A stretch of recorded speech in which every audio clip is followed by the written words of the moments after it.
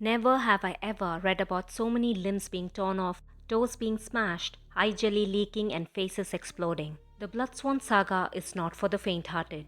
The Hunger of the Gods by John Gwynne is grittier, bloodier, making you nauseous at times, and yet I loved every bit of this Viking-style adventure. This book review has plenty of spoilers, so please come back after reading books 1 and 2 of the series. Now hit that subscribe button and let's start with a short summary.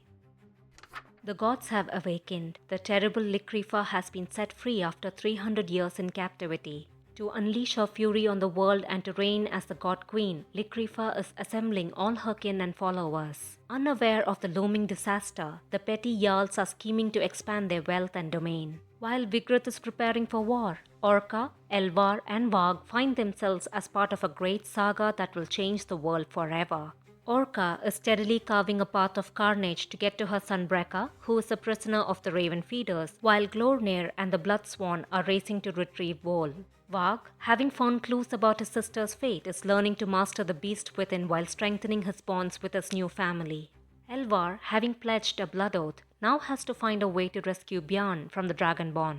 But Elvar knows that the Battle Grim will not survive a clash with a living god. In her desperation to fulfill her oath, Elvar turns to forbidden magic to raise and bind a terrible power that can save them from Likrifa's hunger for vengeance.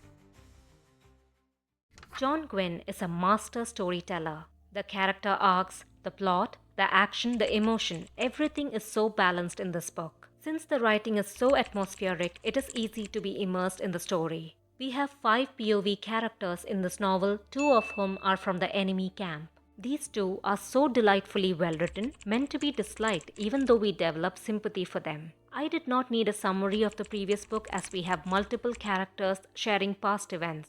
This is a good way to give a new reader more context to the current story. Sometimes we get the same scene from different POVs, giving us interesting perspectives.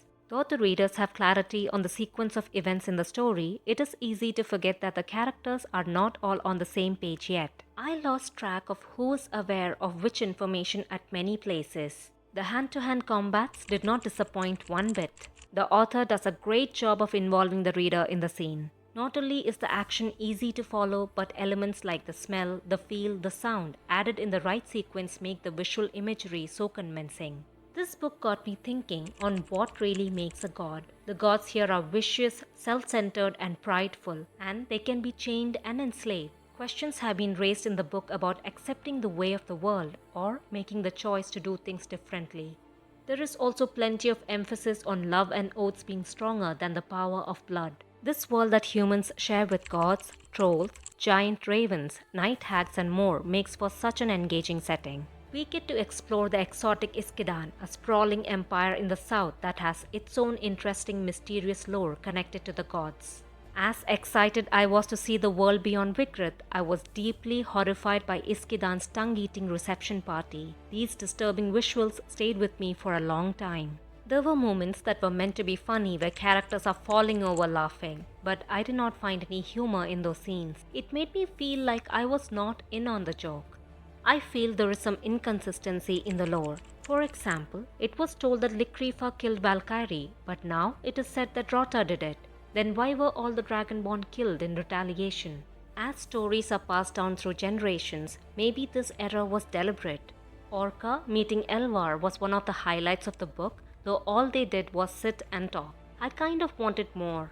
Now, wasn't it convenient that the few torn pages stolen from Rota's chambers had the exact complete ritual to bring Orna back? And what was the purpose of bringing her back when she got slaughtered immediately? It kind of felt rushed and unnecessary. The last couple of pages were a blur of accelerating moments more fast-paced than the rest. The Bloodsworn hacking and slashing their way to reach Vol was a fabulous, well-executed action sequence. It made me anxious for so many of the characters. I was equally nervous till the moment when Orca had Brekka in her arms. I was expecting something to go horribly wrong, but it was an emotional and heartfelt moment in the story amongst all the chaos and bloodshed. And a special call out to Spurt for being an absolute boss in that scene. The Hunger of the Gods managed to beat the filler middle book syndrome. Many of the storylines were resolved within the neatly structured plot, with it all ending in a nail-biting cliffhanger. And what a cliffhanger! In Hunger of the Gods, everyone is tracking someone, and each of them has an ever-growing kill list. Orca is hunting the Dragonborn who has her son Brekka. Her story arc has a simple message that not even gods can stand in the way of a mother on a mission.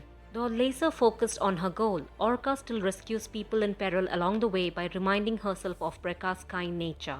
The few Bloodsworn warriors willing to follow her regardless of her abandoning them in the past speaks highly of her character. Brekka meanwhile proved to be the true son of Orca and Thorkel with his defiant, ferocious nature. He is not afraid to confront his captors, nor is his spirit broken by pain. I was so proud of this brave, compassionate little boy. Varg is not bitter about his terrible past and is just grateful that he now has a place to belong in the world. The fact that he considers his friends more precious than gold and his refusal to close his heart for fear of being hurt is why he is such an endearing character. In the novel, Varg is struggling to control his inner wolf, and there were moments when I was afraid he would make some lethal blunder like attacking one of his own. Varg's chapters were more light-hearted as he is settling into his new life with the Bloodsworn.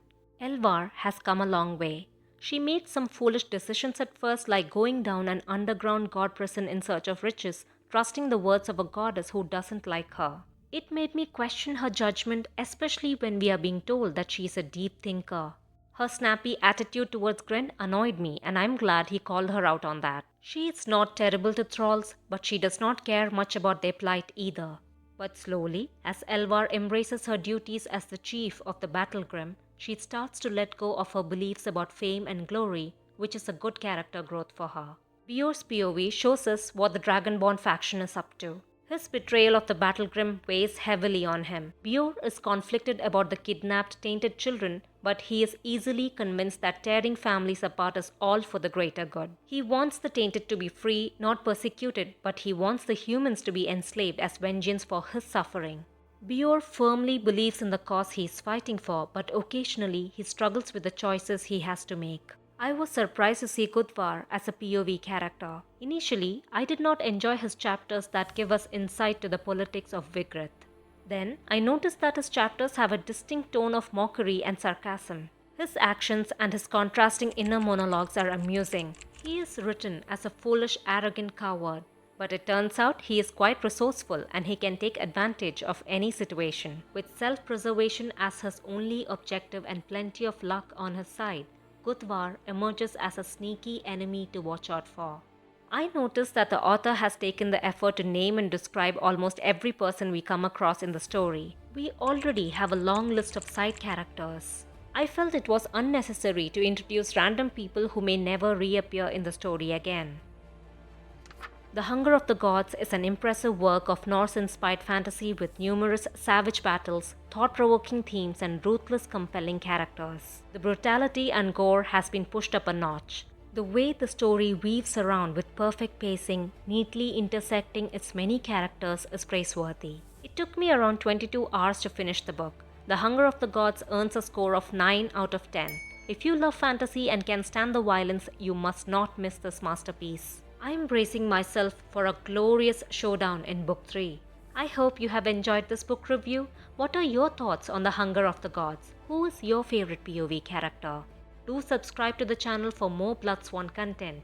I will be back with the next video soon. Bye!